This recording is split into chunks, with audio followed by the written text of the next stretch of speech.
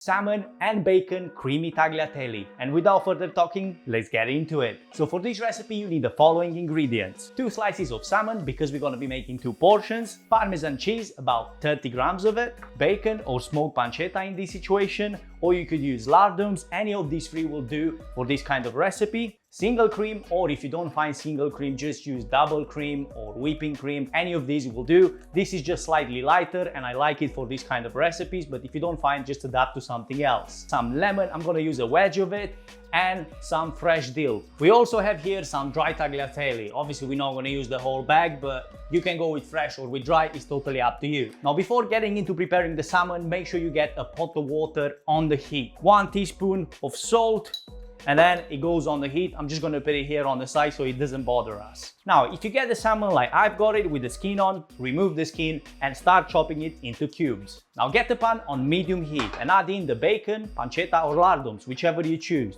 And while the bacon is slowly cooking, we're gonna prepare the creamy sauce. So we're going in with the cream, about 250 milliliters of it for 2 portions. We want it nice and creamy, that's why we're adding a bit more cream. Parmesan cheese, about 30-40 grams, depending on how much Parmesan you like. Not too much salt because obviously the bacon will have salt itself. So bear in mind when you're adding salt, don't add too much and taste at the end. And obviously if you need more, just add more at the end. So just a pinch of salt in there, no more than that for the time being. And quite a bit of freshly grounded black pepper, because the freshly grounded black pepper or black pepper in general works really well with creamy sauces, and especially with this combination, bacon and salmon. So I've added here a good 1/4 teaspoon of freshly grounded black pepper, and now we're gonna mix everything together, but not before we adding a touch of lemon juice. No more than a wedge of lemon, that should do the job. The lemon works really well balancing this fat from the bacon and from the salmon, and it works well with salmon in general. So add a wedge of lemon in there, it will really make a difference. And if you want, you can obviously add more at the end.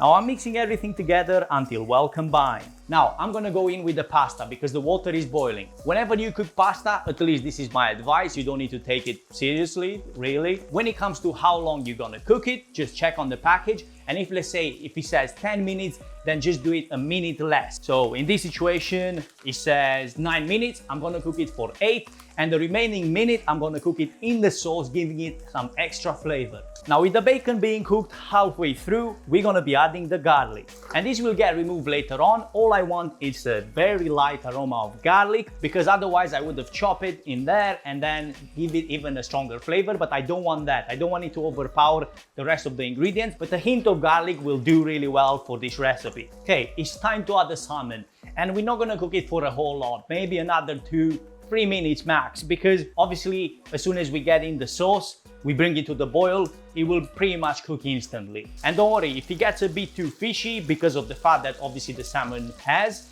we will add a touch more lemon juice and that will balance it just perfectly.